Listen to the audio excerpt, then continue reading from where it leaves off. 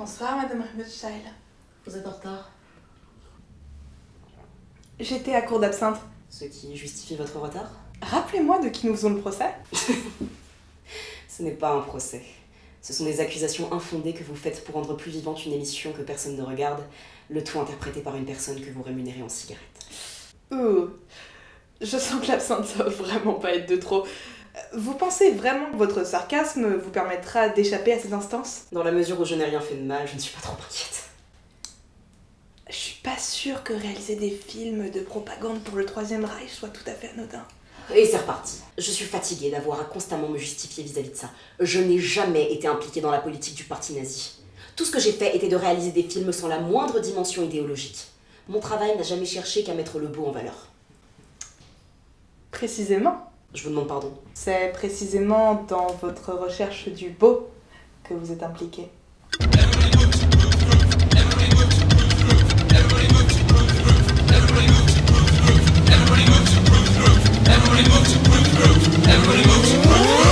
you heard it on the news about this fascist groove thing?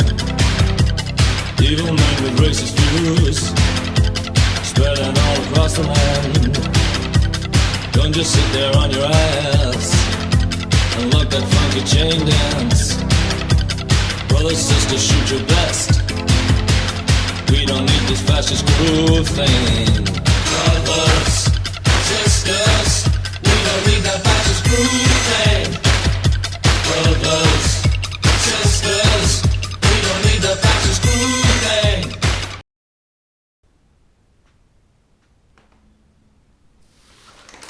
Je sais pas si vous, mais moi j'aime bien traiter les gens de fachos. Déjà parce que c'est la moitié des blagues sur les méchants très méchants dans pas mal de films, indépendamment de leur bord politique d'ailleurs. You just hate smoking, so you use all your money and power to force others to think like you.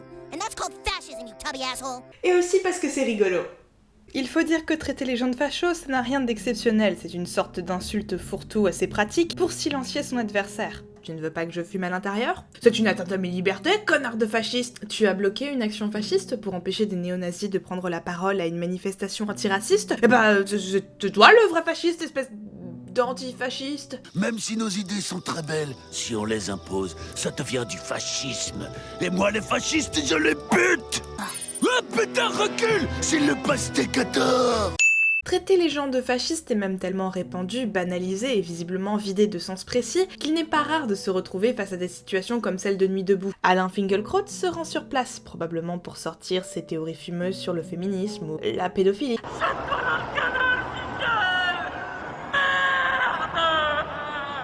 Avant de se faire têche par un groupe de manifestants qui le traite de facho, lequel paraît-il répond fasciste. La plupart du temps, lorsqu'on traite quelqu'un de fasciste, on ne cherche pas à désigner un comportement politique précis. On vise plutôt à exprimer de façon catégorique le rejet de telle personnalité ou tel propos, variant en fonction des dogmes idéologiques de celui qui l'emploie. Sauf que fasciste, c'est pas une insulte fourre-tout. Elle désigne un véritable comportement, une véritable idéologie politique, avec ses symboles et son histoire. Je vous pose donc la question suivante, c'est quoi exactement le fascisme ? Je vous pose pas vraiment cette question, tout a déjà été enregistré et je suis seule dans cette pièce. Je suis seule tout court. Il existe plusieurs façons de définir le fascisme, et si je ferais de mon mieux pour vous en donner la synthèse la plus complète possible, et ne pas verser dans le simplisme idéologique, je ne suis pas une experte en histoire politique ou en régime totalitaire, je suis juste une sorcière alcoolique. Il est difficile de donner une naissance précise au fascisme. Pour certains historiens, elle est née en Europe au début du XXe siècle, en même temps que le développement d'une forme d'antidémocratisme. Pour d'autres, le fascisme pouvait déjà être associé à des procédés bonapartistes. Vous savez que je suis spécialiste de Napoléon Ier. Et pour certains, le fascisme est simplement né à partir du moment où l'on a commencé à le nommer. Dans son histoire étymologique, il a pour origine un mot italien, fascio, qui signifie faisceau, symbole de l'autorité des licteurs de la Rome antique. Il est d'abord utilisé par des groupes paramilitaires aux valeurs nationalistes, puis par Mussolini, ce gars sûr, sans doute une des figures les plus connues du fascisme. Le fascisme fascisme naît le plus souvent en période de crise, en surfant sur les colères et les frustrations d'un peuple, avec la promesse d'une forme d'unicité entre l'État et le peuple, œuvrant pour un gouvernement puissant. De ce gouvernement puissant naîtrait une forme d'unicité entre les masses et l'État. Alors dit comme ça sonnerait presque sympa. À qui je vais faire croire ça? Sauf que bon, la définition d'harmonie sous un régime fasciste, c'est pas vraiment ce qu'il y a de plus funky, quoi. Le fascisme entend régler tous les problèmes de classe, de genre, de religion, par un unique parti et un unique régime social. Le fascisme exige donc des individus une forme de conformisme présumé, car ils doivent accepter d'être remodelés en fonction des critères dictés par l'État. Les hommes doivent être une figure inébranlable de force, la place des femmes est au foyer, les handicapés n'avaient qu'à pas être handicapés, les homosexuels n'existent pas, etc. Le fascisme, c'est un régime qui exalte la violence. Ce n'est pas qu'il considère que la violence est un mal parfois nécessaire, non. C'est qu'elle est au cœur de son fonctionnement même. Le fascisme, c'est une véritable culture du combat. Et il fait appel à une conception mythique de la politique, par laquelle il justifie ses actions. Oui, enfin, c'est bien joli votre petite envolée lyrique sentimentale, mais en quoi est-ce que ça me concerne? Je vous demande pardon. Vos grands discours sur ce que fait le fascisme, ils font référence à des gouvernements qui ont été démantelés depuis longtemps. Le fascisme n'existe plus. Vous êtes sûr de ce que vous dites? Quoi, vous allez me dire que nous avons encore des fascistes au pouvoir? Je pourrais, mais ce n'est pas la question. Je vous demande pardon. Le fascisme n'est pas vraiment une forme de gouvernement, c'est plus une idéologie politique. Un groupe fasciste reste un groupe fasciste, indépendamment de sa place dans le gouvernement. En tant qu'idéologie, elle peut influencer l'état actuel au pouvoir, voire être la forme d'idéologie dominante, mais reste dans tous les cas un système de croyances et de valeurs, indépendamment de son emprise sur le gouvernement. Quand bien même ça serait le cas.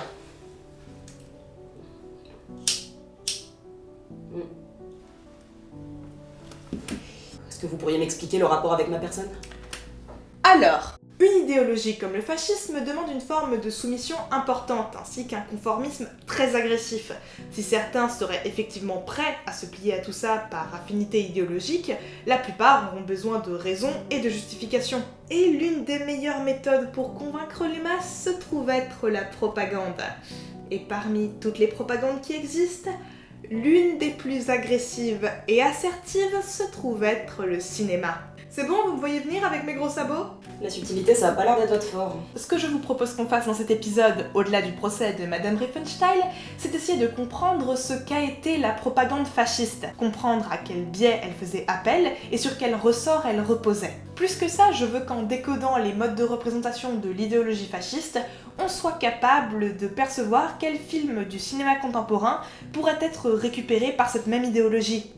Et pourquoi? Si c'est un programme qui vous intéresse, je suis Daybon, et vous regardez le labo de la sorcière. Par contre, cette vidéo va spoiler tous les trucs qui s'affichent ici. J'ai trop peu d'abonnés pour vous suggérer de partir, donc si vous ne voulez pas savoir d'informations sur l'une des œuvres qui viennent s'afficher, mon principal conseil serait de boire pour oublier. Moi, c'est ce que je fais tout le temps. Bien. Puisque vraisemblablement vous avez décidé de me soumettre à votre exercice puéril et moralisateur, est-ce que je pourrais au moins avoir un verre?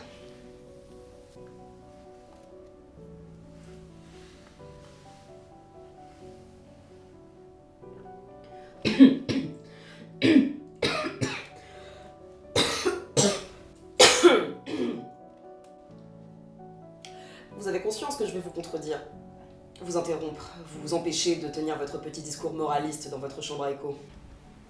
Oui.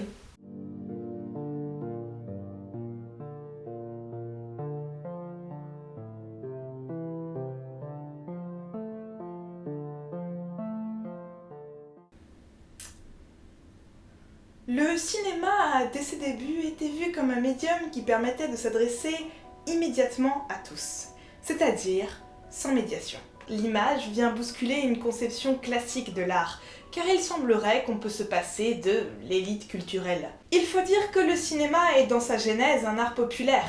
Il s'est développé dans des kermesses, des foires, des fêtes foraines, avant d'atterrir dans des cinémas. Depuis que les salles de cinéma ont réouvert, j'ai migré dedans. Si vous croisez un être informe et compact qui semble avoir fusionné avec les sièges de l'UGC de Châtelet, c'est probablement moi. Vous voulez bien verser un peu d'alcool dans ma bouche? Les débuts du cinéma furent donc accompagnés d'une première vague d'enthousiasme et d'universalisme. J'en parle par ailleurs un peu plus longuement dans ma vidéo sur Chaplin. Va la voir. Cette accessibilité, en revanche, a aussi très vite été perçue comme un instrument de propagande, l'image étant de base un média privilégié puisque très accessible et capable de provoquer une réaction immédiate. Vous généralisez. Ce que vous appelez propagande, ça n'est pas mal en soi. C'est un terme qui a d'ailleurs longtemps eu une définition assez neutre. Il désigne simplement une action exercée sur l'opinion. Le cinéma ouvrier des années 20, lorsqu'il cherche à informer, il fait de la propagande. Jean Renoir, lorsqu'il réalise La vie est à nous, un film à la gloire du Parti communiste, un mouvement politique auquel, soit dit en passant, vous semblez capable de pardonner beaucoup plus, il fait de la propagande. En soi, oui, la propagande existe effectivement depuis le début de l'histoire du cinéma. Lorsque les Frères Lumière ou Edison recréaient des événements afin de les diffuser sur l'écran, on pouvait considérer ça comme une forme de propagande. Il existe en vérité des dizaines de définitions pour ce mot, lequel donne une acception assez large. Mais c'est la réappropriation de ce terme par des gouvernements totalitaires tels que le vôtre qui ont donné un nouveau sens à ce mot. Je choisirai donc de définir la propagande politique d'après la proposition qu'en fait le sociologue Jacques Ellul. La propagande politique peut être définie par l'emploi de techniques d'influence par un gouvernement, un parti, une administration, en vue d'influencer l'opinion et de modifier le comportement du public dans le but que les personnes adoptent une opinion et une conduite déterminée. Quand je parle de propagande fasciste, c'est avant tout de ce type de représentation dont je parle. La diffusion d'images et de thèmes précis qui, alliés à une certaine variété de représentations, vise à influencer l'opinion des masses. Et puisque nous avons défini ce qu'était l'idéologie fasciste, on peut plus facilement déduire ce qu'étaient les messages qu'il souhaitait faire passer. Le modèle le plus évident de propagande fasciste est sans doute le cinéma italien sous Mussolini. Le dictateur comprend vite que les images permettent de refaçonner l'imaginaire et que l'on peut, par le biais de celle-ci, influencer les opinions. Comme le cinéma du Troisième Reich ou le cinéma soviétique, le cinéma italien de la période fasciste a été soutenu par l'État et utilisé comme outil. Techniquement, le premier film fasciste italien pourrait être El Griglio dell'Achille, le cri de l'aigle, un symbole pas du tout fasciste, Pas du tout. sorti en 1923. Mais nous parlons là d'un film quasiment introuvable aux échos assez maigres, à une période où la manipulation des masses n'était pas encore particulièrement affinée. À cette époque, le régime fasciste connaît une crise d'autorité. Giacomo Matteotti, un député socialiste, s'oppose ouvertement au régime et en énumère régulièrement les mensonges. Ces interventions viennent ternir l'image du leader italien. Mais le 10 juin 1924, Giacomo est enlevé par des squadristi, un groupe paramilitaire fasciste, puis assassiné. Suite à sa mort, Mussolini comprend que s'il veut asseoir son autorité, il lui faudra trouver une nouvelle stratégie de communication. Il fonde premièrement l'Institut Luce, par le biais duquel il fait diffuser son image dans les actualités cinématographiques. The virile leader. Il Duce stripped down for the camera, worked side by side with the peasants, and wrestled wild animals. Never mind that this one had no teeth. Mussolini, maintenant, il serait peut-être créé une chaîne YouTube et un compte Instagram. En 1934 est institué le sous-secrétariat pour la presse et la propagande, et en 1937 la Cinecittà, un important complexe de studios cinématographiques italiens, inspiré du modèle hollywoodien, supposé lui faire concurrence. Avec ça, le gouvernement fasciste fera la promotion de centaines et centaines de films. Parmi eux, 3, au vu de leur impact culturel, méritent d'être cités. Vecchiaguardi, qui décrit le quotidien d'une famille italienne acquise à la cause fasciste, Condottori, une exploitation historique qui vise à soutenir la politique du gouvernement, et Luciano Serrapilotte, une épopée dramatique sur un aviateur et son fils qui, bien que mièvre et surjoué, reste le plus intéressant des 3. Après, je l'ai vu en dernier, et je vous cache pas qu'après les 4 heures de mauvaise publicité totalitaire que je m'étais par-ci, même un épisode de l'âne trop aurait été intéressant. De la sauce tomate, il en faut beaucoup. Vecchiaguardi et Condottori sont plus ce qu'on appelle des films de chemise noire, des films de propagande directe, très clairs vis-à-vis des thèmes qu'ils abordent. Le fascisme, c'est trop bien, voilà pourquoi. Mais les films de chemise noire n'étaient qu'une petite partie des productions fascistes. Ce qui a fait le cœur de leur cinéma, c'est les films de téléphone blanc. Nés du succès des comédies italiennes du premier âge d'or, elles en étaient une version simplifiée et purgée de tout intellectualisme. Ces films dressent souvent le portrait de la petite bourgeoisie insouciante et de drames romantiques et familiaux complètement creux. La Maison du Péché, Nos Rêves, Felicita Colombo, tous dressent le portrait de familles heureuses dont les quelques problèmes, souvent liés à leurs propres conneries, se règlent à partir du moment où ils rentrent dans les clous et se comportent comme ce qui est attendu d'eux. 2, 3, 4, 1, 2, 3, 4. Ce sont des utopies fascistes où les protagonistes et le peuple connaissent le bonheur et la prospérité par l'assimilation à un mode de vie traditionnel. Voilà, ça c'est ce que les films racontent. Mais moi personnellement, c'est comme ça que je les vois. Mon cher époux à qui je suis dévouée, je vais passer le restant de notre existence à ranger et nettoyer notre piole et élever des mômes qui chialent. Ma tendre et soumise épouse, que je considère à moitié comme du mobilier. Je vais noyer le vide de mon existence dans l'alcool de contrebande, rentrer torché. Tous les soirs, je me demanderai si c'est tout ce que la vie attend de moi. Je suis si heureuse d'avoir annihilé complètement le moindre désir que je pouvais avoir. C'était pas du tout par peur d'être tué par la police fasciste. La vie ne sera que la lente et douloureuse succession des jours. J'apprendrai à nos enfants à se détester et à ne jamais se sentir suffisamment à la hauteur de quoi que ce soit. Mon seul réconfort réside dans l'idée que je ne suis pas le seul à souffrir.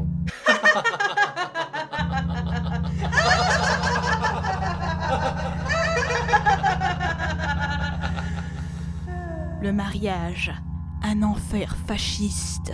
À bifle. Si les films de la Cinecittà sont intéressants d'un point de vue historique, force est de reconnaître qu'ils ne le sont pas vraiment d'un point de vue artistique. Ce sont des productions faciles et feignantes, au scénario prévisible. Ils proposent des productions bas de gamme, inspirées de comédies hollywoodiennes médiocres, le tout arrosé à une sauce totalitaire et baigné d'un traditionnalisme vieillissant. Tout ça crée une sauce indigeste assez difficile à avaler que je me suis infligée pour vous. Ou par pur masochisme, je ne sais pas. Fort heureusement pour nous, le cinéma de propagande fasciste n'existait pas qu'en Italie, et force est d'admettre que les nazis ont fait du bien meilleur boulot. Ok, faudra jamais sortir cette phrase de son contexte. Attendez, est-ce que vous vous apprêtez à dire du bien de Goebbels? Alors non, faut pas déconner non plus. Mais force est de reconnaître que son approche de la propagande et de la manipulation de l'opinion était beaucoup plus subtile et efficace que pouvaient l'être les travaux italiens. Je l'ai toujours détesté. Il a tout fait pour saboter ma carrière. Il voulait sans arrêt m'empêcher de faire mon travail. Admettez que son approche de la propagande était efficace. Tout ça c'est de la politique, je n'ai pas d'avis. Décidément, vous avez l'air d'y tenir à cet argument de défense. À l'instar de l'État fasciste, il y a un surinvestissement du cinéma sous l'Allemagne nazie. Dès les années 20, le Parti national-socialiste investissait dans ses propres documentaires. Et le 30 janvier 1933, Hitler devient chancelier de l'Allemagne. Et pour rappel, tout ça a lieu dans la plus parfaite légalité. Ceci n'est pas du tout un clin d'œil subtil à la montée du fascisme partout en Europe et dans le monde. 2 mois plus tard est créé le ministère de l'Éducation populaire et de la propagande, dirigé par Joseph Goebbels, un des plus grands experts en techniques modernes de manipulation des masses. Le 28, il tiendra un discours qui fera date dans l'histoire du cinéma et des propagandes. J'ai utilisé toutes les méthodes les moins catholiques du monde pour retrouver des extraits audio de ce discours, c'est tout bonnement introuvable. Donc, voici une petite interprétation par Alain Finkielkraut. Pauvre conne! Pauvre conne! Goebbels dit vouloir purger le cinéma. Les juifs et les opposants au régime ne pourront désormais plus travailler dans l'industrie cinématographique, entraînant l'exode que nous connaissons de bon nombre d'artistes allemands vers Hollywood. Goebbels fait de ce discours l'occasion de définir ce que doit être le cinéma allemand. Il est amusant par ailleurs de constater les films qu'il cite. Le Cuirassé Potemkin, soit un film communiste réalisé par un auteur marxiste, juif et homosexuel. Nous avons beaucoup de points communs, monsieur Eisenstein. Ouais, j'en ai parlé avec ma thérapeute imaginaire, et si je fais pas mention au moins une fois par épisode de manière grossière et appuyée de mon lesbianisme, je meurs. Et Der Rebelt de Kurt Bernhardt, un autre réalisateur juif. Autrement dit, en voulant définir un cinéma purement arien, Goebbels vient chercher des modèles de films qui n'existeraient pas sans les personnes dont il prétend purger le cinéma allemand. C'est comme si la vérité n'était pas le souci principal dans les régimes fascistes. Ah ouais, je sais, c'est incroyable. Le cinéma allemand est désormais chargé de porter les valeurs du régime. Il s'essaie à quelques premiers films, tous faits sur des schémas similaires. Esman Brand, Hans Wettmar et Le jeune hitlérien, sans doute celui avec le plus de qualité cinématographique. Les 3 films sont à l'image du fascisme. Des délires de persécution basés sur des anecdotes et des fantasmes pétés. Un peu comme le cinéma de Chemise Noire ou de Téléphone Blanc, ce sont des films médiocres avec une opposition caricaturale au possible entre des méchants communistes tyranniques et de gentils nazis. Yeah. Plein d'idéaux. Je vous cache pas que l'intégralité de ma meilleure bouteille de whisky est partie dans le visionnage de ces films. Ça va durer longtemps, votre petit cours d'histoire. Quel est l'intérêt de parler de ces films?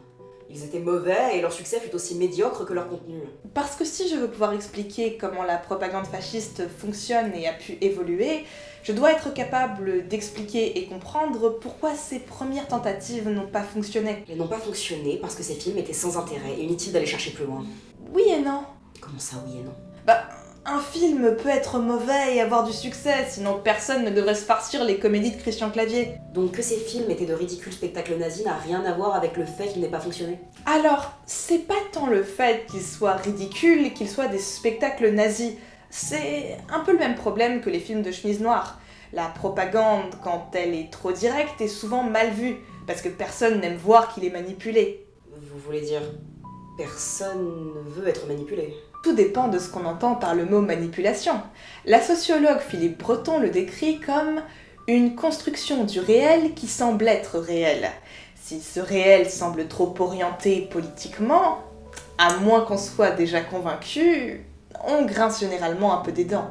Ah bah vous voyez, Goebbels était un incompétent, sans aucune vision artistique.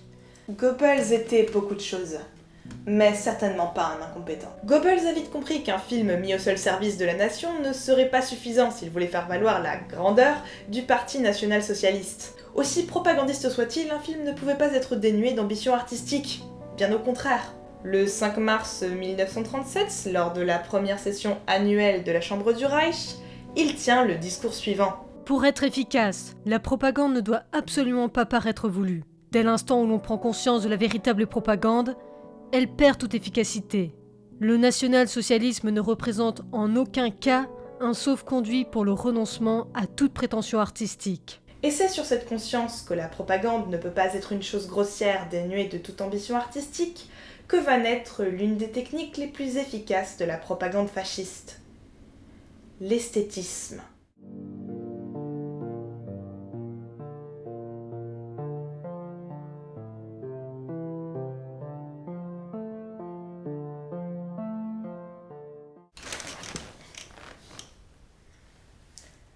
L'esthétique.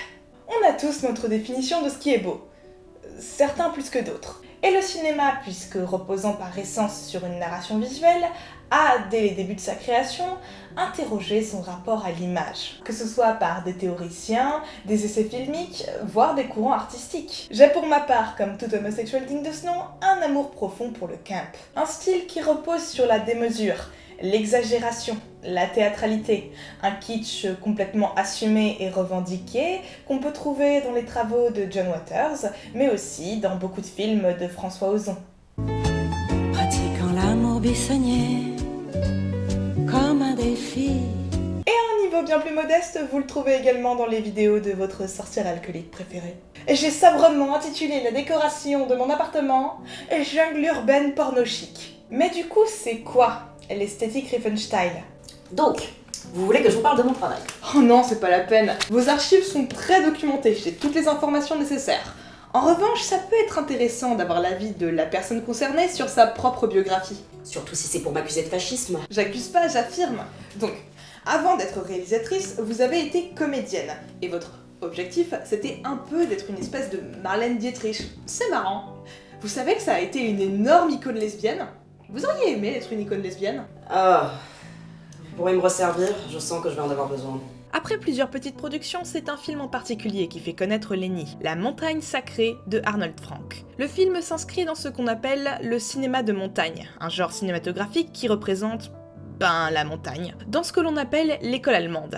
La montagne s'utilise comme décor dramatique dans des films qui mettent en avant une nature grandiose et des corps athlétiques, sorte de symétrique à l'expressionnisme allemand qui revendique une forme d'irréel et d'esthétique du rêve. Le cinéma de montagne fait appel à une forme de naturalisme, ou du moins de prétendu naturalisme, où les grands décors et les beaux acteurs servent un idéal romantique de la superbe allemande. D'où une récupération assez facile par le nationalisme. La montagne sacrée donne une réputation très caractéristique à Leni Riefenstahl, car elle se fait une place dans un milieu largement dominé par des hommes. Mais justement, alors que son objectif avait toujours été de s'insérer dans les films de studio, elle se retrouve plus ou moins coincée dans ces films de montagne. C'est donc majoritairement par opportunisme et pour se créer une image qui lui convienne que Leni va réaliser son premier film, La Lumière Bleue. Vous n'avez pas le droit d'appeler ça de l'opportunisme. Vous avez idée de la quantité absurde de travail que j'ai investi dans ce projet? Ah, je ne nie pas que vous étiez très investi. Je veux dire, les prouesses athlétiques dont vous faites preuve dans ce film forcent l'admiration. Et on voit que vous vous êtes profondément investi dans tout ce que vous avez fait. Mais ça n'empêche pas l'opportunisme. La Lumière Bleue, qui, je le pense sincèrement, est un film tout à fait correct, nous raconte l'histoire de Yuta, interprétée par Lenny elle-même. Yuta est une jeune, douce et belle femme vivant dans les montagnes. Elle est persécutée par un groupe de villageois cruels et cupides qui l'accusent de porter malheur. Tous les mois, une étrange lumière bleue brille dans les montagnes. Si plusieurs hommes ont déjà tenté de grimper afin de comprendre ce qu'il s'y trouve, tous ont péri dans leur ascension. Seul Yuta parvient à atteindre les sommets de ces montagnes et connaît le secret que renferme celle-ci. Une des grottes est sertie de pierres précieuses qui s'illuminent grâce aux rayons de la lune, d'où la lumière bleue dans les montagnes. Pour faire court, cette grotte est un peu le petit paradis de Yuta, l'endroit où elle se réfugie pour échapper aux vilains villageois au nez crochu et avides d'argent.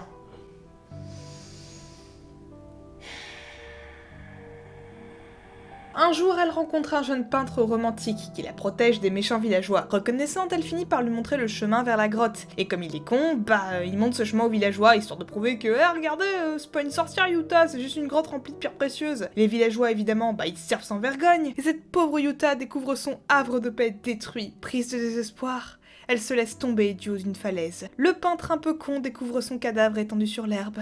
Elle est belle jusque dans sa mort. Et si tout ça n'a fondamentalement rien à voir avec le nazisme, enfin bon, le traitement des villageois est quand même bien limite. Nous trouvons dans ce film les éléments essentiels qui feront la persona de Leni Riefenstahl. Un culte du corps fort et du corps sain, lequel rime avec une forme de supériorité morale. Yuta escalade les grandes montagnes parce qu'elle est plus robuste et plus pure que les villageois. En fait, on sent en regardant ce film que vous avez un amour profond pour le beau. Pas juste pour le simple plaisir esthétique, mais aussi pour toute la symbolique qui peut lui être caractéristique. Je ne saurais pas vous répondre précisément. Tout ça, c'est des choses qui viennent de l'inconscient. Tout ce que je peux vous dire, c'est que je me sens spontanément attirée vers le beau. La beauté, l'harmonie, et peut-être ce souci de la composition, cette aspiration de la forme. Tout ce qui est purement réaliste, la tranche de vie, le moyen, ça ne m'intéresse pas. Je peux savoir ce qui vous fait rire? Je sais pas de me moquer de vous, mais vous vous rendez compte que vous venez de vous décrire exactement comme Yuta? Je vous demande pardon. Lorsque vous avez réalisé La Lumière Bleue, vous vous êtes présenté par le biais de ce film exactement de la manière dont vous vouliez être perçu. Pleine d'idéalisme et n'ayant aucune autre raison de vivre que la beauté, persécutée par un groupe d'incultes qui n'aurait pas compris votre travail. Et alors? Alors cet idéal de beauté romantique, vous l'avez transcrit dans le régime nazi. En 1932, Leni Riefenstahl se rend à un rassemblement politique tenu au Sportatlas de Berlin et où Hitler tient un discours. Et elle est, de ses propres aveux, fascinée par cet homme. Les deux sympathisent rapidement. Hitler, c'est ma bestie!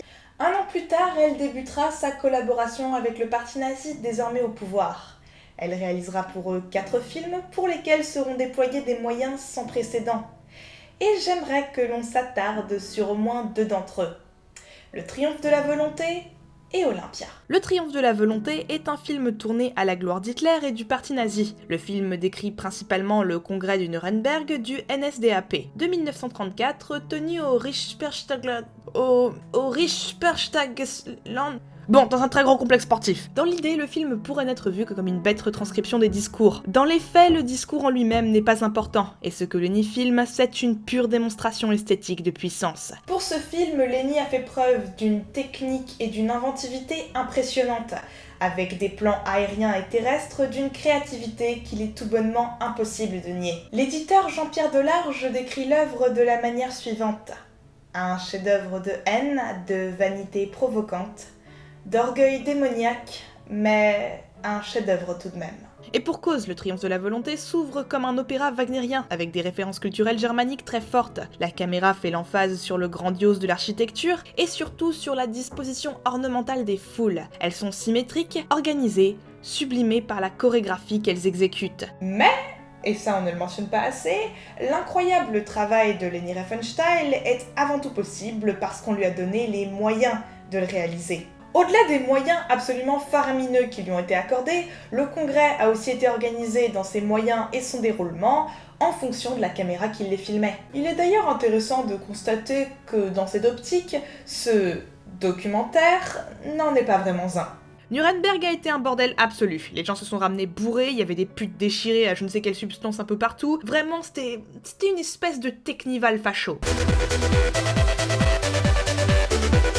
Bon, en 1933, j'étais partie en retraite méditative dans un trou où j'avais prévu de me laisser mourir. Bon, ça c'était avant que je comprenne que déjà j'étais immortelle, et aussi que même si la vie était nulle, il me restait l'alcool et la drogue. Et comment je regrette de pas avoir été là juste pour voir ce chaos! Ce que le triomphe de la volonté nous montre dans la sublimation qu'elle fait des foules, c'est un maquillage ou du moins une transformation de la réalité. Cette transformation existe par les moyens esthétiques qu'elle emploie. La manière dont elle filme Hitler et surtout les foules est très spécifique à l'idéologie fasciste. Ok, stop. En quoi est-ce que mon travail est propre à l'idéologie nazie? Vous n'arrêtez pas de répéter ça depuis le début. Je vous répète que tout ce que j'ai fait, c'est réaliser un beau documentaire à une époque où personne ne se doutait qu'Hitler était un horrible tyran totalitaire, gna gna gna, mon amour du beau. Vous pouvez pas constamment utiliser le même argument de défense, pas quand on est en train de visionner des images à la gloire du parti nazi. Très bien. Dans ce cas, dites-moi quel usage fasciste je fais de la foule. Heisenberg aussi filme la foule dans Le Cuirassé Potemkin, et c'est un film de propagande communiste. Oui, mais il ne filme pas la foule de la même manière. Eisenstein dans Le Cuirassé Potemkin, un film que je vous recommande chaudement ne serait-ce que pour votre culture, utilise dans sa narration la foule au profit du seul protagoniste. Simplement, c'est une foule disparate. Eisenstein, lorsqu'il filme les masses, reconnaît qu'elles sont composées d'une multitude d'individus. Femmes, enfants, vieillards, tous existent et interagissent au sein du même groupe. Tous sont uniques, mais personne n'est spécial. En gros, ce qu'Eisenstein essaie de dire lorsqu'il filme les foules, c'est « Vous êtes tous valides, tous inclus au sein de notre foule. Maintenant, rejoignez notre dictature totalitaire. » La différence étant qu'Eisenstein a été toute sa vie un véritable penseur du cinéma et qu'il n'a jamais prétendu ne pas connaître le régime au sein duquel il travaillait, au prix souvent d'une censure assez farouche, jusqu'à son interdiction dans l'Union soviétique. Là où Léni fait un portrait beaucoup plus uniformisé et spécifique des corps et des masses, l'individu au sein du régime n'existe pas. Il est uniforme, un corps dont la vie n'a de sens que positionné au sein d'une chorégraphie réfléchie, laquelle n'existe que par la dévotion à un leader puissant et autoritaire. And going to meetings, everyone's like together, all thinking the same. De Caligari à Hitler, de Siegfried Kracauer, un théoricien du cinéma et du fascisme, propose d'étudier la montée du nazisme en Allemagne par le biais du cinéma.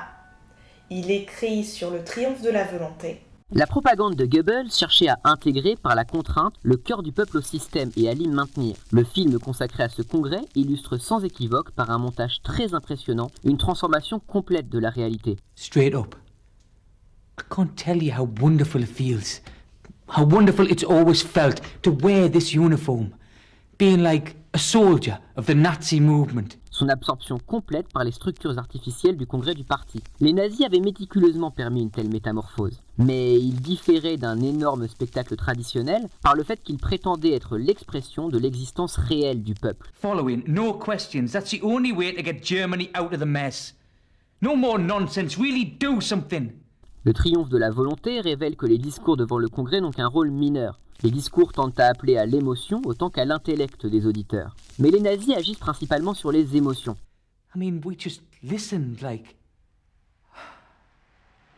Wir wollen nicht liegen und wollen nicht schwindeln. Es kann niemand hier gegen mich aufstehen und zeugen. À Nuremberg, ils entreprirent d'influencer la condition physique et psychologique de tous les participants. L'accent mis sur ces ornements vivants peut équivaloir à l'intention de captiver le spectateur grâce à leur qualité esthétique pour les mener à croire en la solidarité du monde de la svastika. Vous voyez, là où le contenu politique fait défaut ou ne saurait être révélé, on tente de le remplacer par des structures artistiques formelles. En un mot, on peut dire que ça n'est pas pour rien que Goebbels qualifie la propagande d'art créateur. Le triomphe de la volonté est à l'image du fascisme. On y retrouve la négation de l'individu et la communion extatique autour d'une figure de leader puissant qui vient annihiler l'esprit critique. Ce que Leni Riefenstahl et Goebbels proposent ici, c'est un produit qui vient toucher le cœur et les émotions. Non mais vous entendez parler. Vous entendez votre double discours. Je vous répète que j'ai dû me battre contre Goebbels pendant toute la durée de ma collaboration avec le parti. Et vous m'associez à lui? Vous refusez d'entendre la persécution dont j'ai été victime. Oh, arrêtez, c'est trop émouvant, je pourrais presque verser une larme. Vous n'avez pas idée d'à quel point je me retiens d'éclater votre visage contre le sol. Vous excuserez mon manque d'empathie, Madame Riefenstahl. J'ai simplement du mal à comparer votre situation à celle d'Eisenstein quand je sais que vos désaccords avec Goebbels n'ont jamais dépassé le cadre de l'entente et que vous avez été, durant l'intégralité de votre collaboration avec le parti nazi, protégé par Hitler lui-même. Comment ça, le cadre de l'entente? Vous répétez beaucoup que Goebbels était horrible avec vous, qu'il a tout fait pour saboter votre carrière, qu'il vous détestait, mais c'est faux. Effectivement, vous n'aviez pas l'air de très bien vous entendre, la faute sans doute à vos deux personnalités respectives qui étaient ce qu'elles étaient, et à peut-être l'absence de hiérarchie définitive au sein du parti nazi, ce qui le laissait constamment sur la sellette, lui qui était si avide de pouvoir. Mais on sent qu'il respectait profondément votre travail et votre opinion. J'en ai pour preuve un journal qu'il a tenu de 1924 à 1940. Qu'est-ce que ce journal vient faire dans tout ça? Il parle de vous, de votre collaboration avec le parti, des films que vous avez réalisés, et s'il se plaint effectivement de votre manie à faire exploser absolument tous les budgets qu'on vous donne et de ne jamais rien vouloir entendre, il dit toujours être satisfait du travail que vous fournissez. Je me suis permise, dans ce sens-là, de compiler quelques-uns de ses propos à votre égard. Riefenstahl a bien œuvré. Le triomphe de la volonté sera une symphonie grandiose. 29 novembre 1933. Leni Riefenstahl a fait de merveilleuses prises de vue. 22 novembre 1934. Le contrat avec Leni Riefenstahl a été approuvé. 13 octobre 1935. Je transfère 100 000 marks supplémentaires à Leni Riefenstahl. 22 avril 1938. Riefenstahl me raconte le grand succès du film des Olympiades dans les pays nordiques. Elle a vraiment fait quelque chose d'incroyable pour la reconnaissance de la cause allemande. 21 octobre 1939. Je n'ai pas vraiment l'impression qu'il essayait de saboter votre carrière. Toujours est-il qu'il était infect avec moi. Vous trouvez 3 mots dans un journal et ça vous suffit? Non, absolument pas. Mais l'analyse appuyée de ce qui fait de vos films de la propagande fasciste, oui. D'ailleurs, si on parlait de ce film que Goebbels se décrit comme incroyable pour la reconnaissance allemande. Olympia ou les dieux du stade est un gigantesque documentaire en 2 parties qui retranscrit les Jeux Olympiques de Berlin. Et je ne crois pas qu'il existe de retranscription sportive plus novatrice dans les techniques qu'elle utilise. Leni utilise des moyens techniques absolument novateurs, et au-delà de ça, une théâtralité qu'on n'aurait absolument pas soupçonnée dans une retranscription des JO. Olympia est un véritable hymne au corps athlétique. Il s'ouvre sur la reconstitution poétique des Jeux antiques. Des statues grecques se transforment progressivement en athlètes allemands, lesquels effectuent des performances sportives spectaculaires. À l'instar du triomphe de la volonté, il est question de faire la démonstration d'une exaltation de la puissance. La comparaison entre athlètes allemands et antiquité n'est pas anodine. Elle dresse un parallèle direct entre les deux cultures, avec tout l'imaginaire que l'on peut y associer. Leni, en ce faisant, vient revendiquer une appartenance aux cultures antiques. En ce faisant, les corps allemands ne sont plus juste sains et moraux. Ils sont supérieurs par le sang. Ce que vous dites est faux. Je me moquais de la nationalité des athlètes. Je les ai tous considérés de la même manière. Regardez comment je filme Jesse Owens. C'est vrai, vous avez filmé un athlète afro-américain. Et vous avez aussi réalisé plus tard une superbe série de photos sur une tribu africaine. Mais dans tous les cas, l'esthétique auquel vous faites appel reste complice de l'idéologie nazie. Rappelons que la victoire de Jesse Owens n'a pas non plus été prise avec beaucoup d'enthousiasme par le parti. Hitler a même quitté le stade.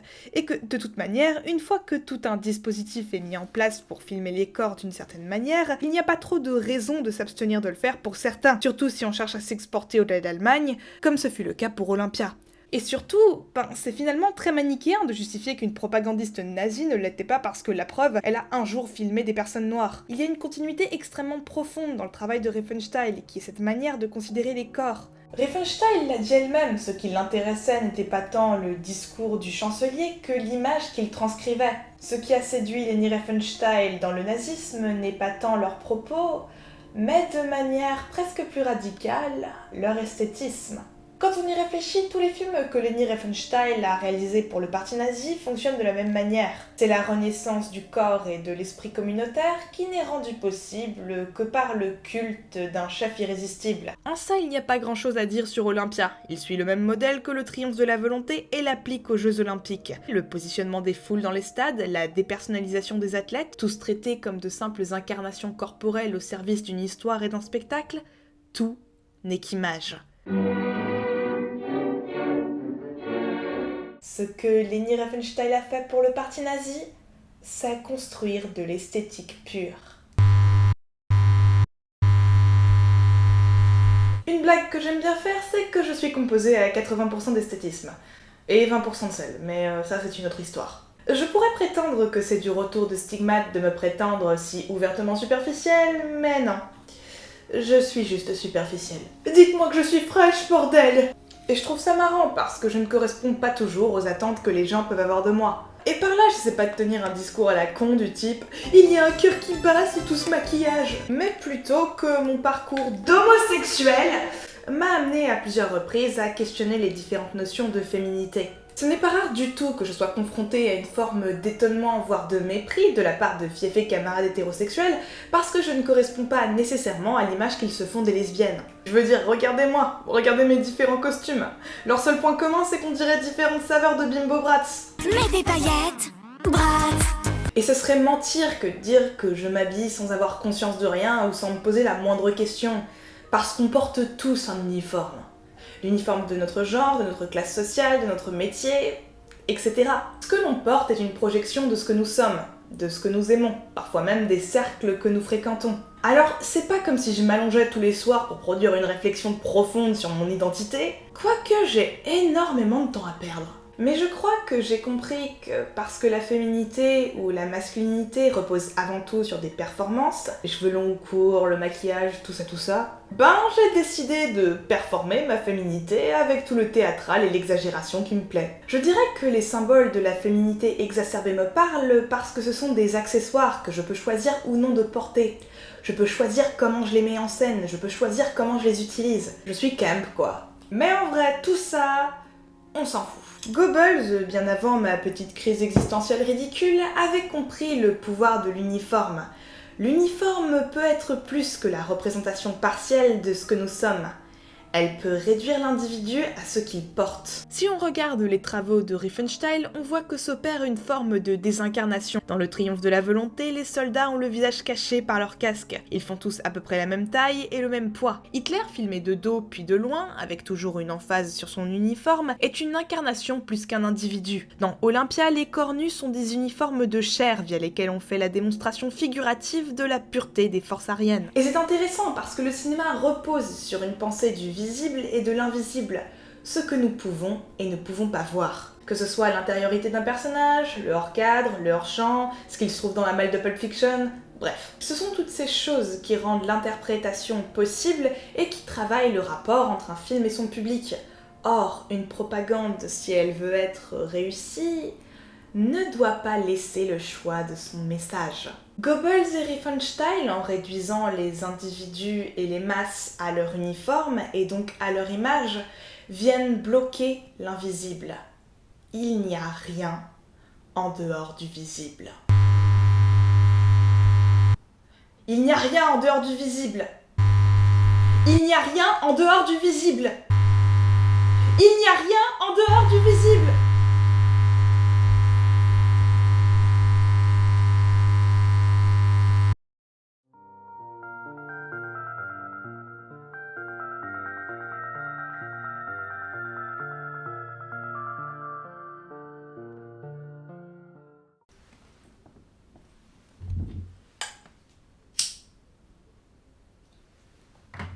Vous ne dites plus rien?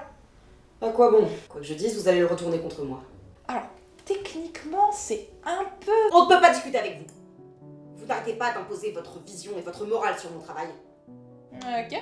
Donc, si je comprends bien, ce que vous voudriez, c'est discuter avec quelqu'un qui perçoive l'art comme beau, sans aucune dimension idéologique. Oui, lui, il pourrait me comprendre.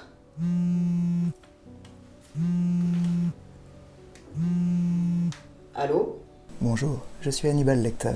Celui du Silence des agneaux ou de la série HBC? La série. Oh! La série est mieux. Attention, j'en connais qui se sont fait tuer pour moins que ça. Je sais. D'habitude, c'est moi qui les cuisine. Vous ressemblez pas des masses à Matt Mikkelsen. Ce doit être ma nouvelle coupe qui fait ça. De toute évidence. Est-ce que quelqu'un peut m'expliquer ce qui se passe? Pardon, Madame Riefenstahl, Monsieur Lecter, Madame Riefenstahl. Madame, j'aime beaucoup votre travail. Monsieur Lecter et vous partagez tous les deux un amour du beau et des antiquités romaines et puis globalement de l'esthétique pure. Pur ne serait pas nécessairement le terme que je choisirais, mais admettons. C'est un plaisir en tout cas. Vous êtes réalisateur vous aussi? Non, je suis psychiatre. Ouais, il est aussi chirurgien, cuistot, danseur, enfin c'est le genre de mec qui te fout le seum quoi. Je ne suis pas d'accord. C'est précisément ce genre d'homme que j'aurais aimé rencontrer dans ma jeunesse. Vous me flattez, madame, mais je suis au regret de vous annoncer que mon cœur est déjà pris. Oh, c'est dommage. Oh, je suis jalouse maintenant. Ne le soyez pas, une femme comme vous a très probablement fait tourner bon nombre de têtes, et votre amitié me serait précieuse dans tous les cas. Excusez-moi, ça fait très longtemps qu'on ne m'avait pas parlé comme ça. C'est agréable de s'adresser à un amateur d'art. Je partage votre avis. Pourquoi ne viendriez-vous pas dîner un de ces soirs? Oh, mais avec plaisir. Attention, oubliez pas de vous demander s'il compte vous avoir à dîner ou pour le dîner. Je vous demande pardon? Ouais, j'ai oublié de vous préciser. Monsieur Lecter est un peu un serial killer cannibale à ses heures perdues. Cannibale n'est peut-être pas le mot le plus élégant pour... Mais vous vous fichez de moi? C'est à ce genre de malade que vous faites appel pour prendre ma défense? Ah mais j'ai jamais dit qu'il allait vous défendre, je voulais juste, comme vous le demandiez, vous présenter quelqu'un qui, comme vous, place le beau au-dessus de toute valeur morale et qui, dans cette optique, va assez loin. Mais je n'ai jamais tué ni mangé personne, moi! Oh, Madame Riefenstahl, aussi douloureux que ce soit pour moi de l'admettre, à côté de vous, je ne suis qu'un parfait amateur en matière de meurtre. Si je passais les 50 prochaines années à tuer chaque jour sans répit, je serais encore loin du compte du Troisième Reich qui est responsable de la mort de dizaines de millions de personnes. Non, c'est malhonnête comme rhétorique. Je ne suis pas responsable de la manière dont mes films ont été utilisés. Même avec toutes les analyses du monde, vous ne pourrez pas nier que j'étais neutre dans l'idée. Vous ne l'étiez pas, et même si vous l'aviez voulu, ça n'aurait pas été possible. Pourquoi? Vous prétendez que je suis cruelle par nature? Non, sans aller aussi loin, c'est simplement que la neutralité en tant que réalité tangible n'existe pas. Une œuvre d'art, elle met toujours en exergue des réalités humaines et sociales, à travers l'image, le son et l'époque dans laquelle elle s'inscrit. Le cinéma en particulier, puisque nous parlons d'un art qui dépend d'une économie spécifique. Et alors? Faites pas celle qui comprend pas! Je crois que ce que madame essaie de vous dire, c'est que l'art appartient au champ de l'utile et qu'il est donc tout à fait possible de l'asservir à une fonction sans lui faire perdre sa dimension artistique. Voilà! Votre passion pour l'art a servi le Parti national-socialiste et la passion pour l'art de Monsieur Lecter a servi ses pulsions meurtrières. Alors, techniquement... vous venez pas me contredire. J'ai déjà un mal de crâne épouvantable et qui n'a mais rien à voir avec l'alcool. Alors, venez pas me dire que votre art échappe au champ de l'utile. Même vous utilisez ça comme justification pour bouffer des gens. La vraie tragédie n'est pas de mourir, mais d'être gâché. Vous, saison 3, épisode 1, pendant que vous bouffez la jambe d'un de vos potes, vous allez me dire que ça échappe au champ de l'utile? Tout d'abord, ce n'était pas mon pote. Ensuite, ça me touche sincèrement que vous ayez suivi mes aventures. Mais dites-moi, est-ce que vous avez regardé la série malgré votre désintérêt pour le support télévisuel par amour du macabre, ou simplement parce que ma relation avec Will vous a permis de combler un vide affectif par procuration? Ça va le faire? Ça va le faire. Je suis parfaitement calme. Je vois. Individu solitaire en déni de son état dépressif. Alors? On ne regrette pas trop d'avoir fait appel à cet homme? Ça m'empêchera pas de finir cette émission. C'est mon programme, bordel de merde. Il y a des mots plus élégants que... Vous fermez votre gueule. Venir me parler de procuration quand vous avez passé votre vie à vous prendre pour un héros mythologique, c'est quand même vachement fort de café. Mais Madame Riefenstahl utilise également l'imaginaire antique dans son travail. Génial, vous êtes deux saveurs de narcissisme à la sauce gréco-romaine. Quand vous utilisez l'imaginaire gréco-romain, c'est pas juste parce que vous aimez les grandes épopées épiques, c'est aussi parce que vous pouvez faire un parallèle entre l'histoire d'Achille et Patrocle et votre propre histoire d'amour tordue. Ce que j'ai avec Will n'est pas tordu. Non, vous avez raison, c'est aussi malsain, toxique, dangereux, et j'ai adoré en suivre chaque seconde. C'est pas la peine de vous marrer, vous avez même pas l'excuse d'être un personnage de fiction. Quand vous utilisez les antiquités grecques, c'est pour les utiliser comme un argument d'autorité par le biais duquel vous dessinez un fascisme par le corps. Certes, mais sont cela des informations utiles pour comprendre non pas seulement l'idéologie fasciste, mais aussi son esthétique? C'est plus que ça. Ça permet de comprendre l'attrait pour le fascisme. Il n'y a rien en dehors du visible. Ce que nous révèlent les travaux de Riefenstahl, c'est que l'image est au cœur de la propagande politique fasciste. L'image n'est pas juste un outil, c'est la base de leur contenu idéologique. Pour utiliser les mots de personnes plus intelligentes que moi, l'état totalitaire aboutit nécessairement à une esthétisation de la vie politique. Et cette esthétisation, on la retrouve chez beaucoup de figures d'extrême droite. Le clip de campagne de Marine Le Pen en 2017 la présente comme une héroïne solitaire, une force de la nature capable d'affronter vents et marées, et donc capable de gouverner la France. Soit vous continuez avec ceux qui ont menti, failli, trahi, qui ont égaré le peuple et perdu la France, soit vous décidez de remettre la France en ordre. Elle le fera sans doute avec un autoritarisme exacerbé et un sens de la justice bien personnel, mais ce sera fait. Au nom du peuple. Mais c'est surtout dans les courants néofascistes qu'on peut voir cette esthétique se développer.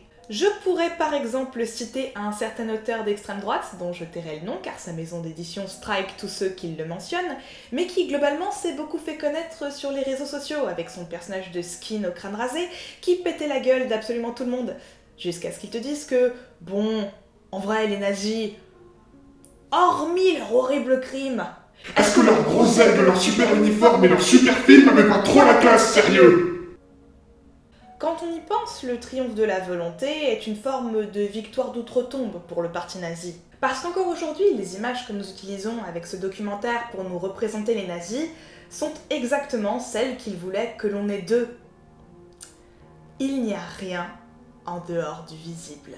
Et ce fantasme fasciste, on le retrouve également chez Bastien, le héros de l'excellent documentaire La Cravate. Tourné pendant la campagne présidentielle de 2017, Bastien est un jeune militant au FN, ancien skinhead, que le duo de documentaristes Mathias Thierry et Étienne Chailloux accompagne pendant plusieurs mois. C'est un peu flippé tout ça quand même. On y découvre un garçon dévoué au parti, soumis à la hiérarchie qu'on lui impose, qui fantasme la violence, mystifie ses origines picardes et françaises. Il revendiqua plus fort encore ses origines régionales, car elles étaient le signe de sa pureté. Un étranger pouvait devenir français, mais ne prétendrait jamais être picard. Fasciné par l'image de Marine Le Pen, au point de la voir au-dessus de son lit. Est-ce que c'est pas super sexy? Imaginez, il vous ramène chez lui pour vous proposer une géniale partie de cricket sous le regard doux et bienveillant de Marine Le Pen.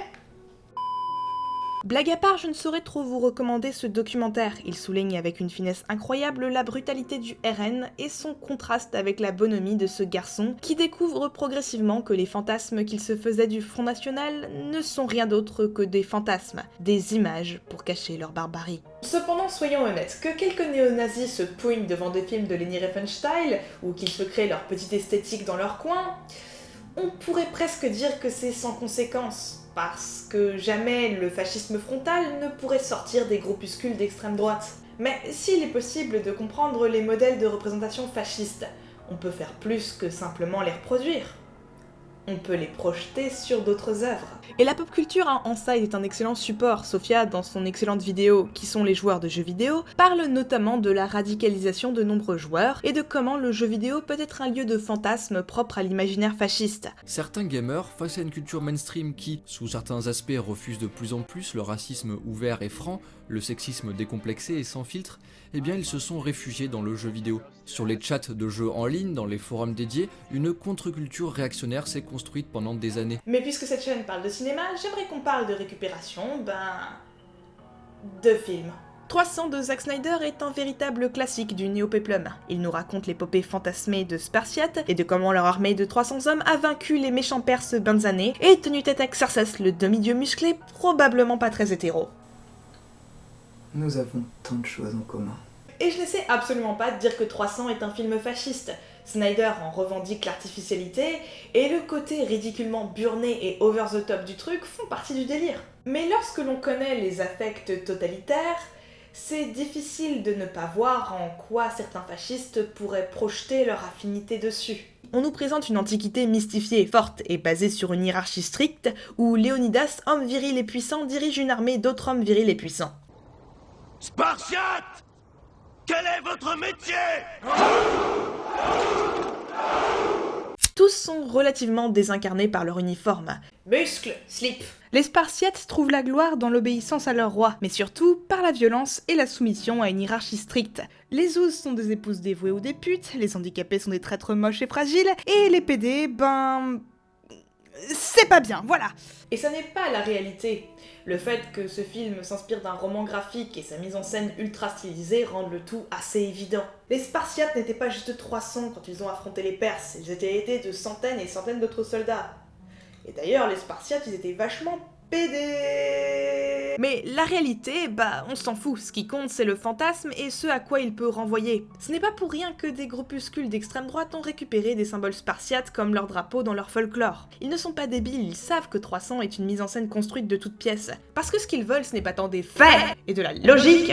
Ce qu'ils veulent, c'est le délire de puissance et la peur des minorités qu'ils peuvent projeter à travers ces films. Et une fois qu'on a compris tout ça, on peut un peu mieux comprendre pourquoi il y a si souvent des controverses sur la place des femmes, et globalement des minorités, au sein du cinéma d'action. Thor, Iron Man, Batman, autant de films qui n'ont rien de fasciste, nous parlons là du plus pur capitalisme de divertissement, celui qui, pour maximiser ses gains, aura toujours l'approche la plus consensuelle et marketable possible, mais qui, avec leur héros viril et solitaire, capable de sauver le monde à eux seuls par la violence, peut ramener à l'imaginaire fasciste. It's the sound of violence. Et je ne dis pas ça par paranoïa, on voit tous ce qu'on a envie de voir dans les films qu'on regarde, influencés par nos biais, nos affects et nos préférences. Prenez Whiplash, qui est un film infiniment meilleur que La La Land, je ne démentirai pas. Certains voient dans ce film un appel à croire en ses rêves et à s'acharner envers et contre tout. D'autres, au contraire, voient comment des obsessions peuvent ruiner une vie. Et aucun de ces points de vue n'est moins valide que l'autre, un film n'a pas à avoir de message clair, direct et tranché. Et de la même manière, si on fantasme un masculin fort et autoritaire, il est possible de voir cette projection, du moins partielle, dans les films de super-héros. Et que la pop culture est un terrain assez fertile pour la radicalisation, c'est un fait avéré et appuyé par de nombreuses recherches. Et dans un livre écrit par l'auteur Joshua Green sur Steve Bannon, ce dernier y déclare lui-même en interview « J'ai réalisé que Milo pouvait connecter très vite avec ses gamins. Et vous pouvez activer cette armée. Ils arrivent par le Gamergate et ensuite on les dirige vers la politique et vers Trump. » Et ça n'est même pas nécessairement caché. Hunter Avalon, un youtubeur anciennement d'extrême droite et qui aujourd'hui cherche à travers sa chaîne à faire de la déradicalisation, a pendant longtemps utilisé le cinéma pour faire valoir ses opinions politiques. Notamment que si des films comme Captain Marvel ou Charlie's Angels n'étaient pas des bons films, c'est à cause du féminisme qui gangrène la société. C'est du déni de montrer une femme plus forte qu'un homme, parce que la réalité scientifique dit le contraire. Ouais, je m'y connais en science, ouais. Bon, sur ce, je retourne voir un film avec un mec musclé qui vole avec un marteau. Et oui, c'est un problème que les femmes soient à ce point utilisées comme des produits marketing, et que des gros studios comme Marvel soient incapables de créer des personnages féminins intéressants. Mais ça, c'est pas la faute du féminisme. C'est même plutôt le contraire. Si tellement de femmes se font harceler à chaque fois qu'elles osent faire un commentaire sur la misogynie dans les films et les jeux vidéo, ou même sur la misogynie tout court, ce n'est pas parce que leurs avis ne sont pas pertinents ou parce que ce sont de mauvaises critiques. Enfin, c'est parfois le cas, mais c'est pas la raison pour laquelle elles se prennent tout ce qu'elles se mangent dans la tronche. C'est parce qu'elles viennent perturber une idéologie, une image. Si ces femmes disent que le système violent et hiérarchisé dans lequel des néofascistes fantasment leur puissance n'est pas un système viable, c'est qu'elles n'ont pas compris. C'est qu'elles n'ont pas su respecter la loi naturelle du plus fort. C'est qu'elles n'ont pas su rester à leur place. Elles doivent être punies. Donc, Contextualisons. J'ai 18 ans, je viens de découvrir le féminisme. Je m'exprime mal, je ne comprends pas les théories que j'ai sous les yeux, et j'ai cette espèce de mépris du jeune militant qui se sent le besoin de dire à tout le monde qu'il est militant. J'ai à l'époque une chaîne YouTube où je parle d'un peu tout ce qui me passe par la tête, en ignorant plus ou moins volontairement combien je suis méga cringe. Vous n'avez pas idée de l'effort que ça a été de revoir ces vidéos. J'ai eu envie de mourir. Encore. Un jour, je poste une vidéo sobrement intitulée « Homme blanc hétéro cisgenre, connaissez vos privilèges !» Et globalement, c'est une bonne grosse vidéo de merde. En dehors du titre méprisant qui ne prêchera que des convaincus, c'est une vidéo facecam pas écrite, mal cadrée, et puis ce make-up dégueulasse, cette coupe de cheveux, cette absence de muscles. Une étoile sur 5, je ne recommande pas. Et les résultats ne se font pas attendre, je me prends sur la gueule des centaines de commentaires haineux à base d'insultes, de menaces de viol, de meurtres, de théories sur le grand remplacement, on m'envoie des montages très sympathiques et des blagues hilarantes sur combien de ma place est dans un four, et des « Tu sais ce qu'on leur faisait aux lesbiennes pendant la Seconde Guerre mondiale ?» Un mec particulièrement acharné continuera de m'envoyer des MP pendant 2 ans, où il me souhaite beaucoup de choses très sympathiques. Et quand je vous dis tout ça, je suis pas en mode « Ma vie est horrible, plaignez-moi !» On parle d'une mauvaise soirée d'il y a plusieurs années sur une vidéo que j'ai volontairement fait disparaître parce que c'était méga cringe. Cette vidéo n'était pas bonne, n'avait aucune pertinence et surtout c'était moche. Et il n'y a rien de pire que d'être moche. Mais c'est pas juste pour ça que des personnes sont venues me dire que je devais crever. C'est pas pour ça qu'encore aujourd'hui, des centaines de femmes, de personnes LGBT et de militants en tout genre se prennent des centaines et des centaines d'insultes, parfois pendant des années. C'est parce que, d'après ce que j'appellerais une minorité d'extrême droite galvanisée par l'anonymat d'Internet, toutes ces personnes n'avaient pas su rester à leur place. Nous n'avons pas su rester à notre place. Il n'y a rien en dehors des images. La vidéo fonctionne. Et en fait, dans les commentaires, il n'y a que des horreurs, quoi. Non, un qui dit... je porte...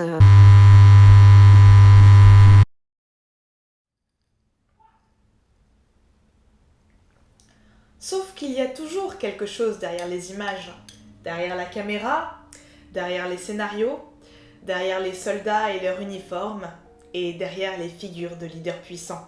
Il y a même quelque chose derrière votre image de propagandiste au service du Reich, Madame Riefenstahl. Ah oui? Et qu'est-ce que c'est? À vous de me le dire.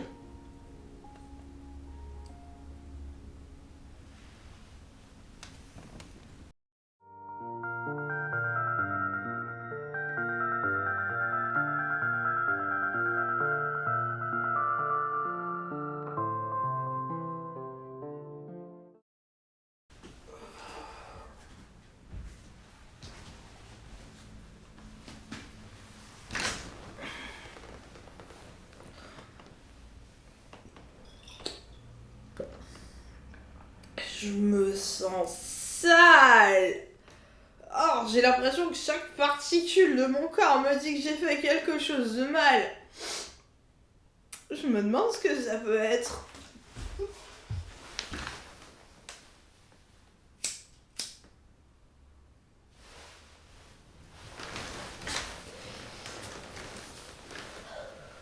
Putain.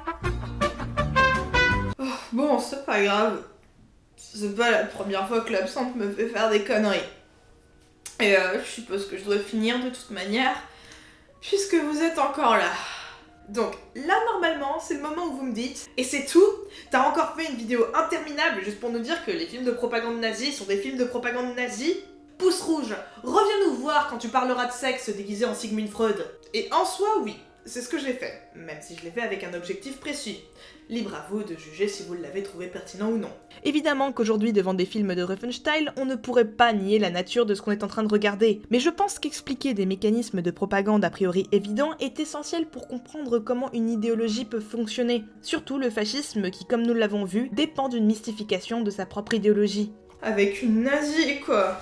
Je ne suis pas nazie. Parce que comprendre tout ça nous permet d'humaniser les personnes que nous avons en face de nous. Et je dis bien humaniser. pas excusé. Ce que j'ai fait au long de cette vidéo, c'est humaniser Leni Riefenstahl pour mieux comprendre son argumentaire et le déconstruire. Argumentaire qu'elle aura véritablement utilisé tout au long de sa vie. Et ça a marché? J'ai jamais été condamnée. Et qu'il l'aura toujours protégée du tribunal. On a souvent tendance à se croire plus intelligent ou plus dégourdi que les masses, mais on ne l'est pas nécessairement. Il n'y a pas vraiment de frontières fixes entre nous et les autres. Aussi, comprendre ce qui a pu séduire et galvaniser les foules peut être un excellent exercice de pensée critique que nous pouvons appliquer à notre quotidien, et qui peut même nous permettre de comprendre un peu mieux le cinéma. Le néoréalisme italien, par exemple, s'est construit en opposition à la propagande. La guerre et les désillusions monstrueuses qu'elles ont entraînées ont bouleversé la façon de penser le médium, parce qu'on comprenait qu'on pouvait manipuler les images, et par conséquent, que le cinéma ne pourrait plus jamais être le même. Auschwitz a prouvé irréfutablement l'échec de la culture allemande, européenne et occidentale, qui s'est disqualifiée et discréditée à jamais. Après Auschwitz, et dans cette culture, il ne peut y avoir d'art que selon Auschwitz, en fonction d'Auschwitz. Aucune image ne peut faire écran, ni masquer Auschwitz. Après le nazisme, tout langage est devenu inadéquat. Pour répondre à la barbarie, il faut rejeter la poésie traditionnelle. Certains cinéastes comme Rossellini ou Pasolini ont donc filmé et mis en scène tous ces corps autres que le fascisme avait tenté de cacher. Des corps malades, affaiblis, qui avaient toujours été là, cachés derrière ce visible où il n'y avait prétendument rien d'autre. Et Fellini, un des réalisateurs que j'aime le plus au monde, toutes catégories confondues, a même été un peu plus loin, en représentant une réalité fantasque et clownesque qui permettait de mettre en exergue l'artificialité du prétendu naturel fasciste. Mais la question qu'on pourrait alors se poser, c'est... Mais si le naturel n'existe pas, qu'est-ce qu'on fait?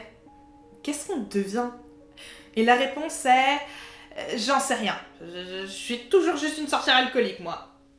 Du coup, j'ai décidé de mettre beaucoup trop de temps, de recherche et d'énergie dans une vidéo sur la propagande fasciste. Et vous, visiblement, vous avez décidé de la regarder. Donc je suppose que tout ce que je pourrais ajouter, c'était Davon. Merci d'avoir regardé cette vidéo. Et à la prochaine.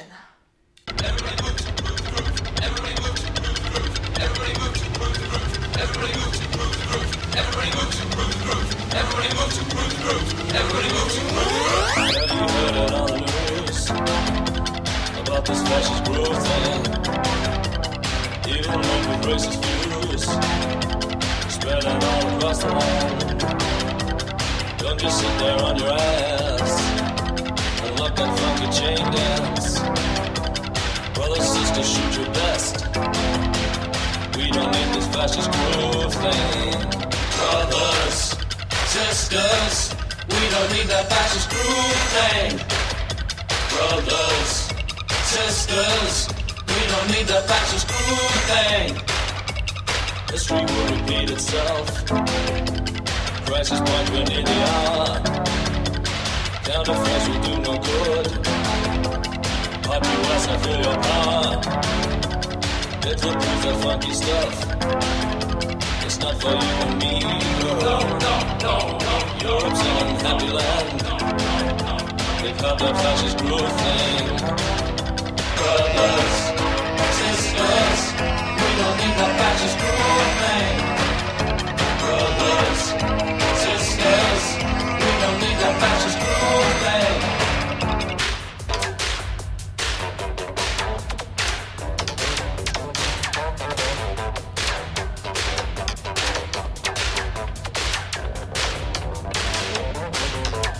Democrats are out of power. Across that big wide ocean. Reagan's president-elect. Fascist. Il n'y a pas assez d'absinthe. Merci. Et puis moi, je vais le remplir avec... Avec l'eau des fleurs. Delphine, t'es pas sérieux. Écoute. Voilà, ça c'est pour le making-of. Le tournage de la S. On boit l'eau des fleurs.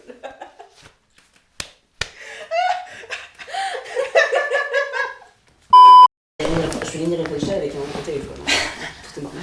Oui, mais t'es aussi lesbienne, donc bon... La réalité historique, on se oui, voilà. marche plus avec, mais bon, c'est pas grave. C'est bon, t'as joué? Oh oui. Ah oui, Hannibal. Non.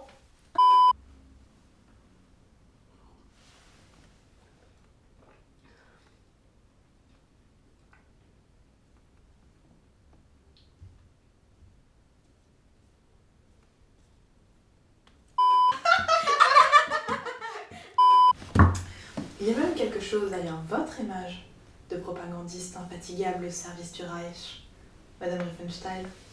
Ah oui? Et qu'est-ce que c'est? À vous de me le dire.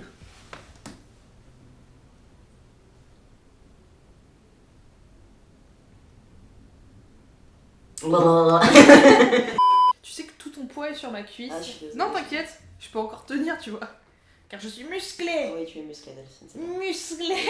Tu es musclée, c'est bien. Et vous, visiblement, ben...